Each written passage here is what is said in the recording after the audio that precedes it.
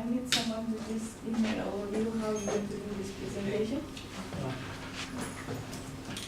But I would like to welcome Chasha to the presentation, and it hope it will be good for you to also give comments.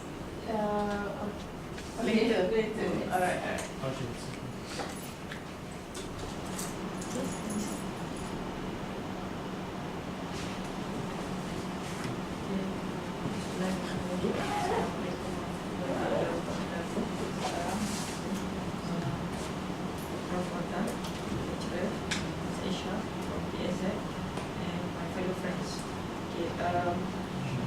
Alhamdulillah, today we are going to present our result of a study that we did on PSZKL.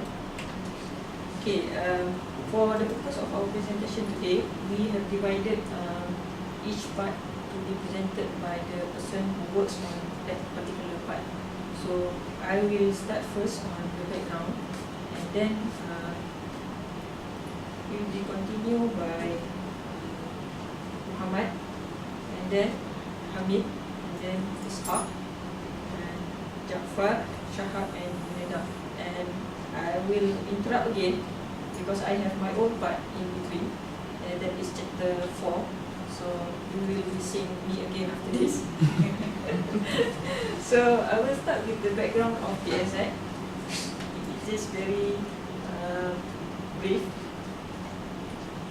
Okay, but it's interesting to know the history of place that we will be going almost every day when we are here. So it started in 1972 actually.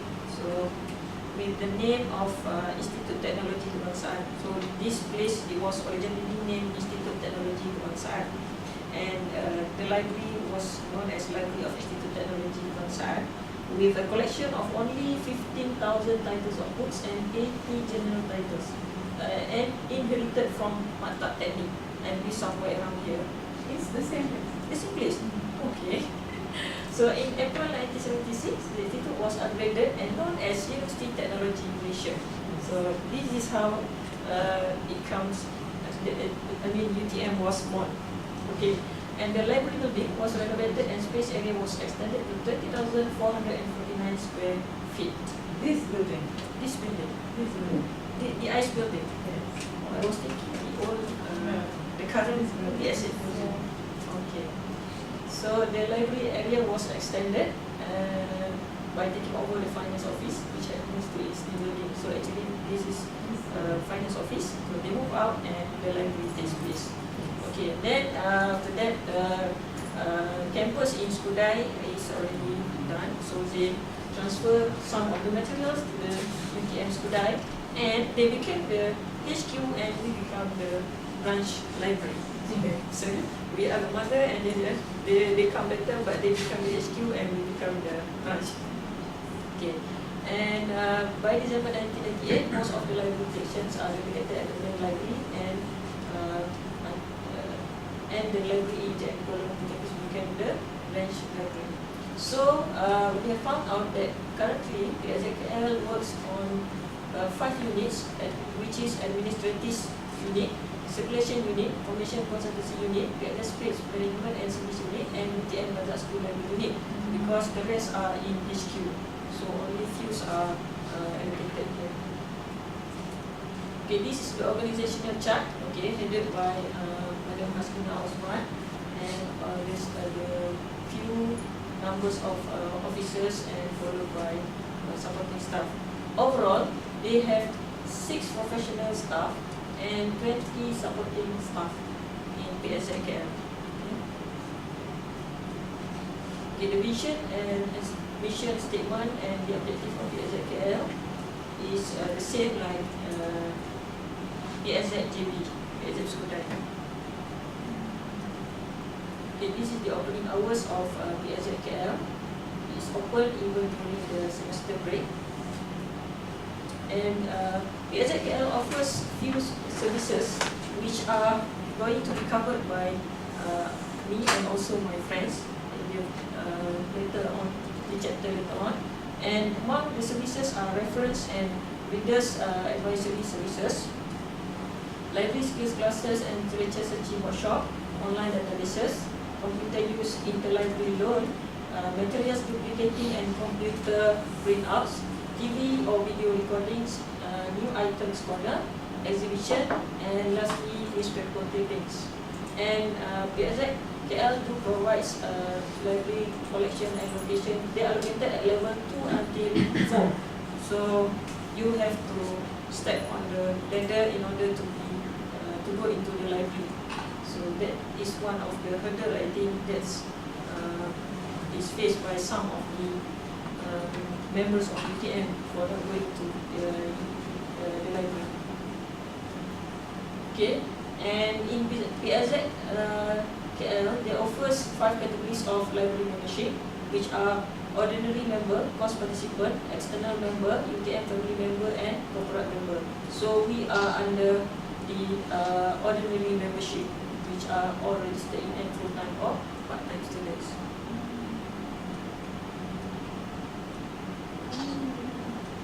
Okay, as for the library charges, this is for other 4 memberships that falls under 4 categories. So as we can see, even the retired staff of UTM can also be a member of PSX KL with a certain fees. Then registration. Okay, all members are compulsory to register before they can use the facilities available in PSX KL. And even ourselves, we need to register first at the circulation counter before we are allowed to use the facilities available. Just one time during registration, and then you will be given permission to borrow the books and use other facilities available in the PSX. All you need to do is print our metric card and use it when you want to borrow. Okay, and this is the context diagram. We believe these are the entities that are related to the library. That is students, public customer, vendors, and lecturers. Okay, public customer because they are also one of the 5 categories. They fall under one of the 5 categories. That is why we include them as one of the entity that is related to the library. Okay, and data flow diagram. These are the data flow diagram for PSX KL that we can think of, subject to feedback from our lecturers. Okay, it has the acquisition, cataloging, circulation, the services unit, lestari, interlibrary loan, and online databases. This will be further explained by our friends after this. Okay, now I will pass to Mr. Muhammad for acquisition unit. Thank you. Hello everyone. Hello Professor. First of all, before I start my own part, okay, I want to get a brief description about the processes and overall data flow diagram that we managed to draw in this table. This is the diagram, the level 0 of the PSL library, but it's not the total PSL library, as we just we couldn't get access to administration unit and the administrative processes. So we just choose the 5 acquisition, pathology, circulation services, and online database besides the interlibrary loan. So acquisition unit process of obtaining materials for library is a very complex and complex task with a very limited budget, okay, to an increasing possibilities of outsourcing, stretching the limited acquisition, and maintaining the appropriate library collection is without a doubt a creative and difficult task for acquisition unit and its staff to overcome. PSL Library International Campus Acquisition Unit is one of the subdivisions of Resource Development. And as you can see, it's under acquisition unit is under Resource Development. This is again beside journal and electronic media unit, a special collection unit, and gift and exchange unit. Objectives of the acquisition unit of PSL library is to acquire and make available relevant materials in the form of book, magazine, journals, electronic media, etc. And to acquire material as quickly as possible and to maintain a high level of accuracy in all work procedure and to keep work processes simple to achieve lowest possible cost and develop a close, friendly work relationship with other library units and vendors, especially the cataloging unit and circulation unit. Acquisition unit in overall and general specification is the means by which additions are made to the library and the process of securing material for the library collection, or primarily concerned with the ordering, claiming, and receipt of materials for the library. Tasks included of obtaining materials by purchasing, gift or exchange, or paying for acknowledging receipts and maintaining appropriate records. And essentially a service unit for the public services and must treat the public services department and staff as customers to be satisfied. And it has a very good integration with the circulation department in the preservation of the collection through binding and rebinding and replacing lost or damaged and worn out materials. And the employees of this unit must have needed skills such as knowledge of books and other media, knowledge of publishing, familiar with the basic cataloging practices and policies, and managerial skills and businesses. Okay, here we are explaining the functions with detail, okay, about the acquisition department, and then we go to the processes that they perform in the acquisition unit. The acquisition unit provides and maintain up-to-date selection and order tools appropriate to needs of library, and maintain files and materials on order in process in such a manner that will permit all the staff members to use them with ease. They perform pre-order bibliographic searching to avoid duplication and obtain sufficient information, and select dealers or other sources to purchase material.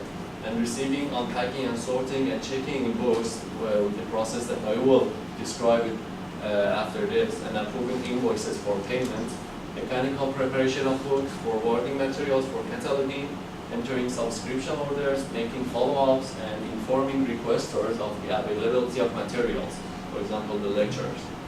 Then searching for out-of-print materials and material selection. These are the functions that they perform with these four processes. In general, acquisition processes included in these four categories: purchase request process, pre-order work or bibliographic verification request, and ordering process beside receiving process. This is the DFT level 1, dictable diagram level 1. We dive deeper in just the acquisition unit. When the purchase request from the external entity like lecturer or PhD students through lecturer goes to the acquisition process, first process is purchase request process.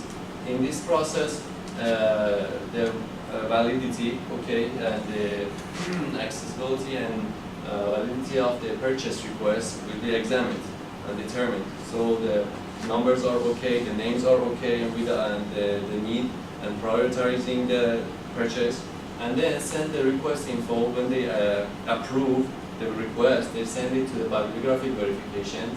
Then they check for the duplications or any similar material that they have in the library, and then send the request book info when they approve that to the ordering process. In the ordering process, they find the vendor and they send the invoice to a finance unit to approve the budget, and they send the receipt of the book to the receiving process, and in the given timeline, they were waiting for the book to come to the library. And after that, and after receiving the book and unpacking the book, they will pass the book into the cataloging unit for further process. These are the brief descriptions of each process: purchase request, receiving the request for material, organizing incoming requests by date and department, and checking for request detail accuracy. The pre-order bibliographic verification, establishing the existence. If an item which includes determining the exact name and author, title, publisher, date, price, and etc., and determining whether the library wants the needed copy or not. And problems in bibliographic searching that librarians are facing is incomplete and incorrect information, variation in spelling, choice of main entry and data supply by request. And the ordering workflow include vendor selection, preparation of purchase order, assigning order number, submission of order through mail, fax, or any other medium, order receipt and verification, claim and follow-ups, receive the order, and checking deliver against purchase order and check physical condition after delivery. Property marking, stamping and approving invoices for payment are the two other sub-processes for ordering process. And the concerns of making decision in choosing the vendor for PSL library and the acquisition unit is that you should choose vendors with a good and good quality of service, with a speed fulfillment, with discount and pricing, and ability to work with the library's automation system and special services available. After receiving process, the book will be passed to the cataloging unit. After explaining the processes and how the acquisition works, we are going to suggest some improvement for this unit. Okay, first one is very bold, and it requires so many further investigation to perform, and it's due to the workload of PSL library staff and the need of cost optimization for other investment and by amount of purchase requests from lecturers.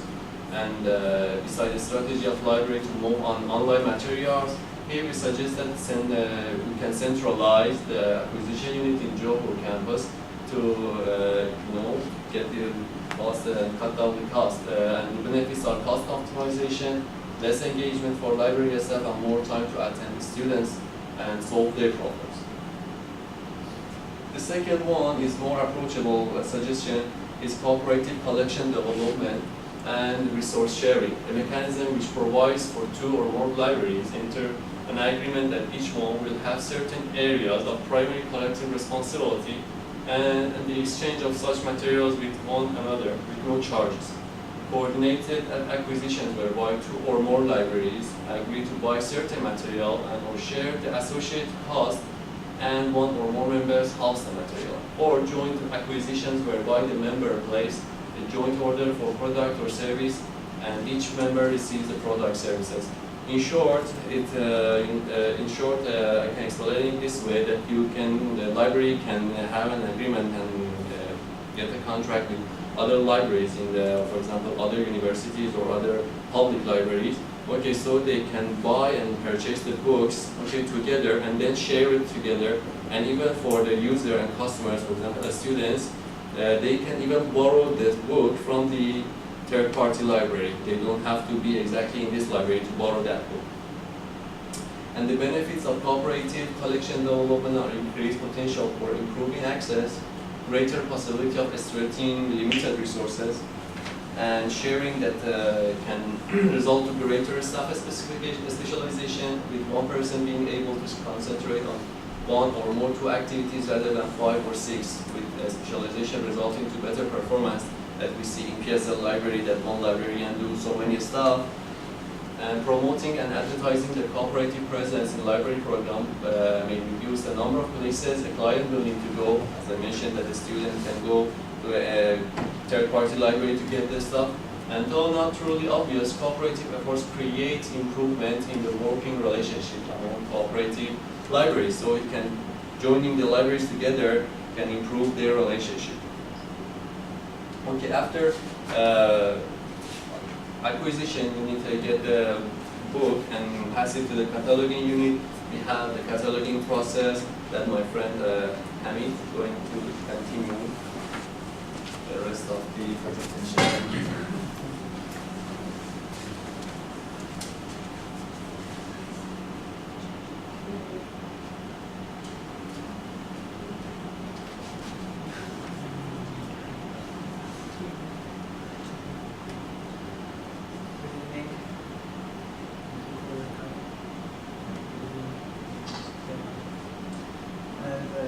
Actually, my unit is cataloging unit. As you know, the cataloging unit is one of the important unit of the library, because as you know, there are kind of book and material we have in the library, so we need to have a method to actually use this, and we know what we have and where it is. Linguistic cataloging. Cataloging is a method to create an index to your collection. It tells you what you have and what to find it. And every cataloging unit has some actually tools like catalog card. And every catalog card has actually separate parts: the description, the subject heading, and the shelf location. The description consists of a bibliographic information, and the subject heading is a term used to identify the content of the title subject heading, and the shelf location is also known as column. So we have several types of catalog card: author cards, title catalog, dictionary catalog, keyword catalog, mixed alphabetic catalog, and systematic catalog, and also shelf list catalog. And here is the example of cards layout. And this one would be a classification number, and this one is the title, and this one for actually column number is used.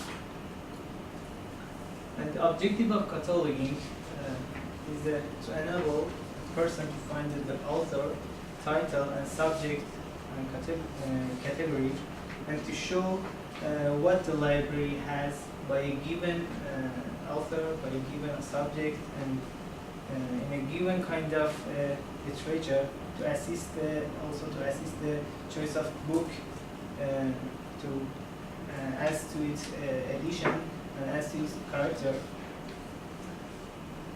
Here is a current information in PSKL. As you can see, the type of material cataloging PS is the book, CD, and cassette album, and videos also, and also they sometimes they catalog the DVDs. And here you can see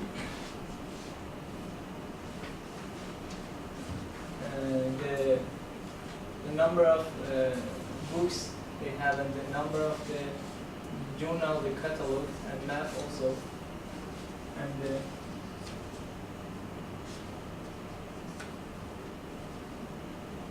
I will continue with cataloging process. Cataloging process consists of three processes: a bibliographic process, column number process, and preparation of accession list. Actually, these are the tools for cataloging units that they use for catalog the books. And here is the data flow diagram.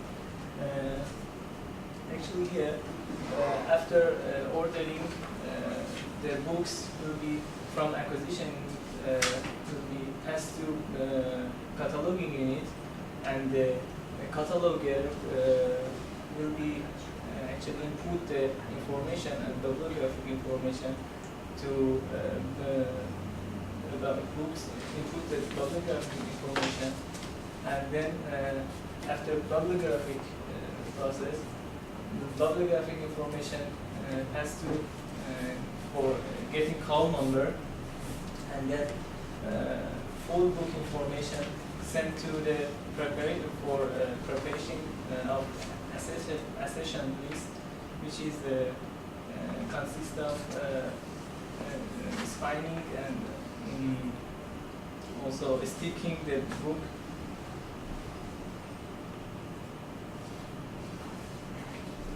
Online public access catalog display library, which is contain the display of book information.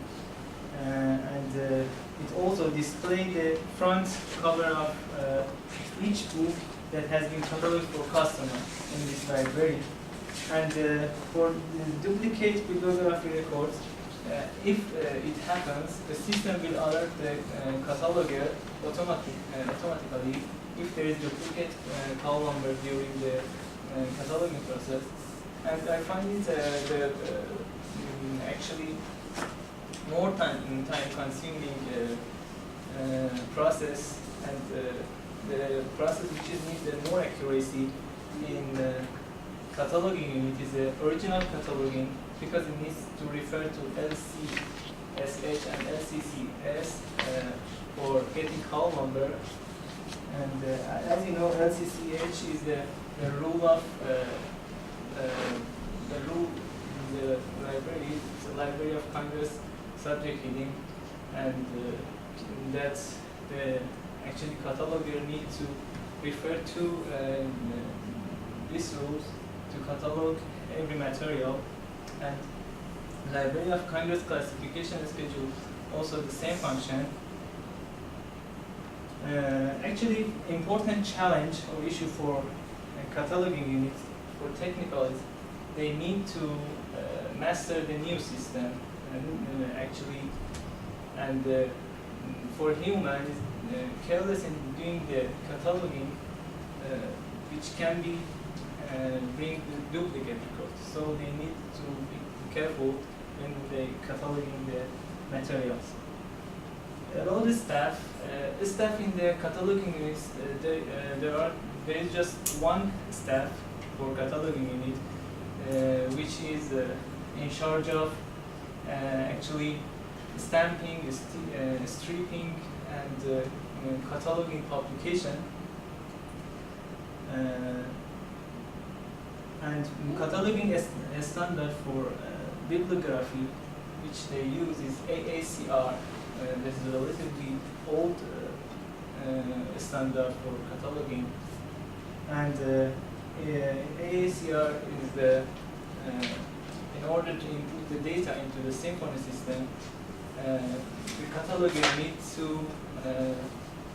go into actually need to refer to this standard for input the data, because every material needs to own way to catalog. So, but the problem here is that actually this AACR is a relatively old version of the standard, and increasingly complex, and mixing content and carrier data written before FRBR, functional requirements, bibliography record, and not enough support for collection, and clear relationship with Marcy format, which is used for bibliography. And due to the following factors, a new standard for cataloging will be highly recommended. So my recommended would be a new standard cataloging, because actually the cataloger need to have a easy rules to following, and the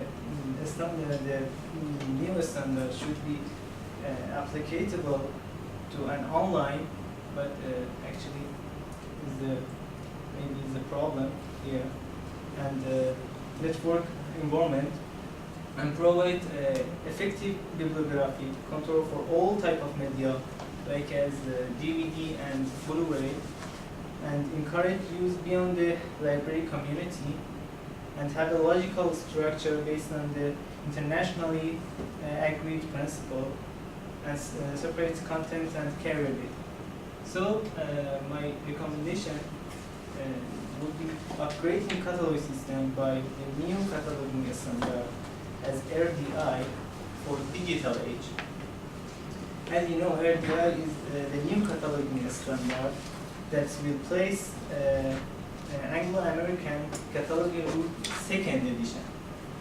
But many library now use the ASCR 2, But for here, actually, AACR, the first version is actually utilized. So it's better to utilize the RDI as the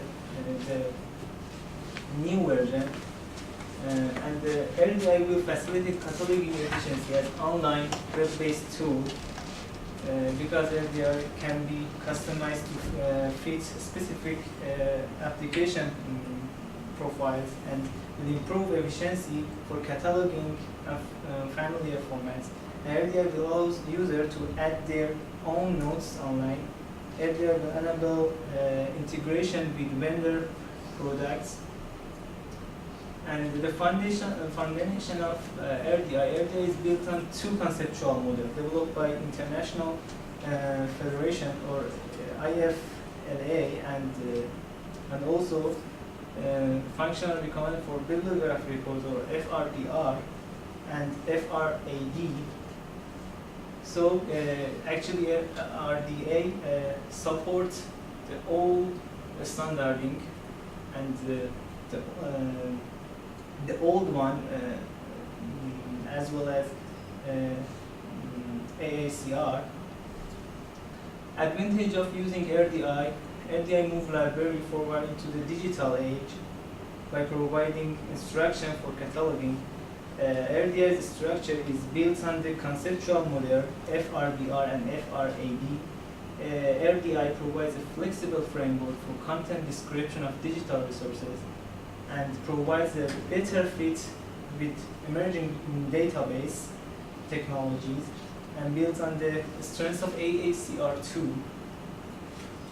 And the RDI implementation in October 2007, British Library and some Canada libraries and Library of Congress, National Library of Australia agreed to support RDI. So it would be a good suggestion to use this cataloging standard because actually yesterday I called to in charge of the head of the cataloging in JB and I asked about this standard. They told me actually we don't have actually problem with this standard, but we need to follow the new standard for cataloging standard because the many librarians and many libraries in the world now want to use this actually new standard cataloging. So the next part would be circulation counter. Please, my friend. Thank you very much. Okay, thank you, Mr. Lee. Told you going to see me again. Okay, I will continue on circulation counter. Okay, before that, I'm sorry I forgot to remind that we actually have agreed that the time for presentation for each part is only 10 minutes. So we are supposed to cover everything in 10 minutes. Okay. Okay, my topic is circulation counter. So this is the real situation exists in PSZKL. Are you going to use 5 minutes now? What? Since you said 10, you've used 5 each minutes part. before, so you're going to use 5 now. The one is the other part. Okay, mainly there are three major processes handled by this unit, which is borrowing, returning, and renewal. Okay, before this we already know how library acquire books and then perform the cataloging and have the call number on the books. Now, this is the step where we normally are very familiar. We didn't know before this how difficult it is to get or even buy one book. So now at least we can appreciate the work of librarians. After this, maybe we can get to know the librarian better so that we can know how to get the information better because they know the best way to find information for us. Okay, I will cover the three major processes handled by circulation counter, which are borrowing, returning, and renewal. Okay, apart from printed books, PSZKL also provides a service to borrow or use the following items, which we already know, that is closed access materials, journals, magazine, and also audio visual. Okay, about borrowing, they can go to this machine that is we call self-check system. They have 2 units which located at level 2. Okay, you can use this metric card, go to this machine, and there's a slot down here. Actually, you can insert your metric card here and use the PIN number that you have entered during your registration, the 6th number. So when you register, you will ask to provide 6 number of password. So when you want to use this system, use that key PIN number. And that PIN number is also used in the system for Lestari system, whereby you also need to combine with the patron number at the back of your metric number. Sorry, metric card. Okay, so you can just go to this machine and bring your metric card and put the book here, and you are allowed to borrow according to your level of study. For example, for postgraduate, we are allowed to borrow maximum 20 books. Okay? Okay, I was told 20 books for postgraduate, but I don't think we will borrow until 20 at one time. Okay, that is for borrowing. For normal student or full-time student like us. For outsiders, they must bring their membership card, and also they can use the system. Okay, and returning. Okay, this is one of the I would say the recommendation for the PSZKL to provide at least a system too for returning process, because now currently we are only allowed to return the books at the circulation counter only, whereas when we go to this place, we see that there's one slot still empty, and the signage is for returning the book. So it is supposed to be one machine there for specifically for returning the books. So maybe the PSZKL has future planning for that. But it would be very helpful for students if PSZKL can provide that facility. Okay, and the returning must be done within the allocated time. For example, for postgraduate, we are allowed to borrow for 30 days. After that, we are charged 20 cents per day.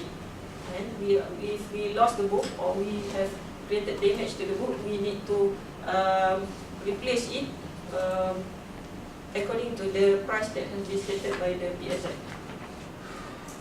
Okay, and this is the loan eligibility for master, PhD, diploma, academic staff, and academic staff contract, part-time, temporary, and also tutor. You can see from the schedule.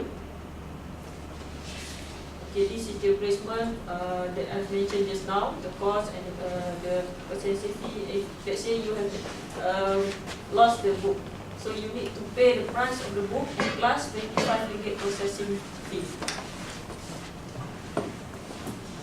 Okay, self-checkout machine. Okay, this is the space that I've mentioned just now. It's still empty, and if you go into this place, you can see that it is written. So it is actually allocated for the self-check machine purposely for returning the book. Okay, for renewal, actually, I just get to know that we can renew through telephone by calling this extension 4301, and also we can do the renewal through Lestari, okay, using our patron number and also PIN number that I've mentioned just now. But only 2 renewals are allowed. After that, you need to return it to the library so that other students can borrow the books. Okay, besides, library also provides photocopy service, micro print, laser jet printing at some cost, at certain cost, color eject printing, scanning, and also service of burning data into CDR or DVD art. Okay, and these are the recommendation. As I mentioned just now, install a self-check machine for the purpose of returning the books at any time before the due date and outside opening hours, and also increase the amount of penalty or fines in order to avoid late return of books from the borrowers. Maybe because I think the charge is very low, 20 cents per day. Okay, I have a chance, last 2 weeks, I went to the new library at Shala, which is Raja Tengkuda. They already increased the charge for 1 ringgit per day. So maybe PSI can consider it as one of the future planning, because I think the 20 cents per day is already outdated.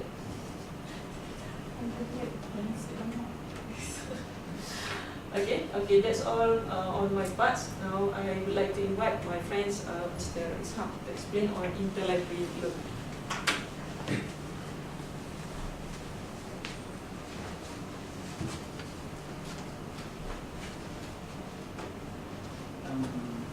Good afternoon, PM Brother. Good afternoon, Madam Aisha. Good afternoon, my colleagues. I would say good morning because I'm a bit cold. I am here to present interlibrary loan to explain the processes for you, so that maybe in the future you might have an interest of using the process. Interlibrary loan, as the name suggests, is a service which the library gives to its clients. The client can actually locate a material outside the library, and so he can utilize the material by going to apply for interlibrary loan. Using this interlibrary loan, the library can provide the material for him within a certain period of time. The patrons for the library that are permitted for the service are the registered, all registered University Technology Malaysia students, the academic staff, the research officers and research assistants, and UTM staff are all eligible for this process. And also the materials that are allowed for this service are books, journals, and conference and seminar papers. While on the other hand, the ones that are not allowed are the rare materials, the reference collection, which they are not usually lent to other people to use. And here is the information needed for this process to actually commence or take place. When you want to do this process, you have a form which you are supposed to fill. So on this form, you are supposed to fill out all this information about the material which you want to use, which the process is going to provide for you. For the journal, the author of the article, title of the article, journal title, volume, issue number, year of publication, and page numbers, which all this information are not really new to us. We are all postgraduate students. We usually use journals. And for the book, the author, the title of the book, the year of publication, the conference or seminar paper, the author, title of conference paper, exact name of conference or seminar, place, date of conference or seminar organizer, and then the organizer's address or fax number if it is available. And for this service, there is a charge which is usually put upon it, because not all the students that apply for this service are actually in need of the service. Maybe after a period of time, you don't need these materials, or even if you need them at the beginning of the process, you are not really interested in doing it here. The interest behind it was just to see if you can really get this material. So this 2 ringgit is actually imposed on you to actually see, are you really in need of this material? If you are willing to pay 2 ringgit to get these materials, then you are really in need of this material. And for the PSZ branches, it's free, but for the other branches which are not PSZ libraries, it's the 2 ringgit is applied. And then the request procedure for this ILL process, the first thing you do is you you make a request which is available at the reference desk or on the Lestery system. You go into the Lestery, you log in as a user, then there is the place where you actually make a request for this IL process there. Then you make the payment, And here is the sample of the form which is used for the IL process. When you go through the, the form, you will see all the needed information which you are required to provide for this process to actually go on. Then the availability of the requested material is made as follows. For lecturers is different, for students is also different. So depending on which category you are in, you're supposed to use one of this. You are going to be alerted using one of this. For students, they will be notified by email or through the IL file at the reference desk. It is the responsibility of the requester to check the status of their request by contacting the librarian in charge if notification have not been received after 3 weeks. And for academic or general staff or researchers, the notice will be sent through email or by phone. To collect the materials, the requester should collect them at the circulation counter, just like where when you want to borrow the book normally at the circulation counter, you go there. So you, after when you receive the notification, you go there and you receive the material.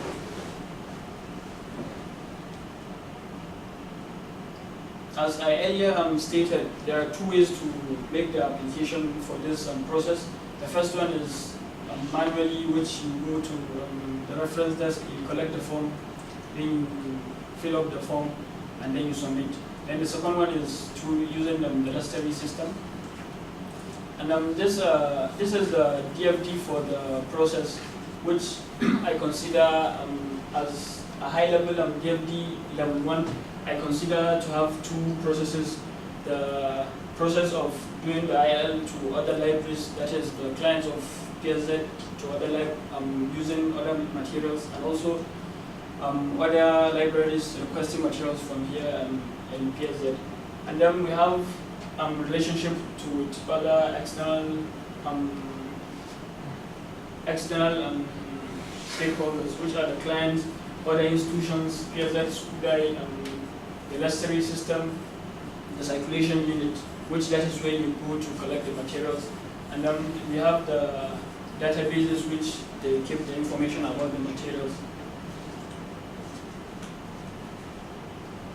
And from the processes which I got, these are the list of processes which the IL process entails from the beginning, where you make the request till the time which you receive the material.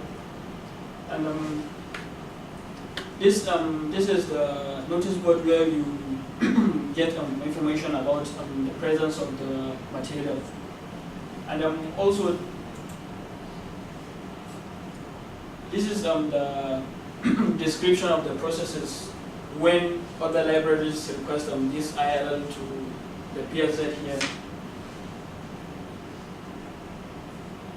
And I have some few recommendations which which I want to put forward to the librarians, if it is actually feasible for them to actually take into consideration. From the review of the ILL processes, its functionalities, its duration, its end products,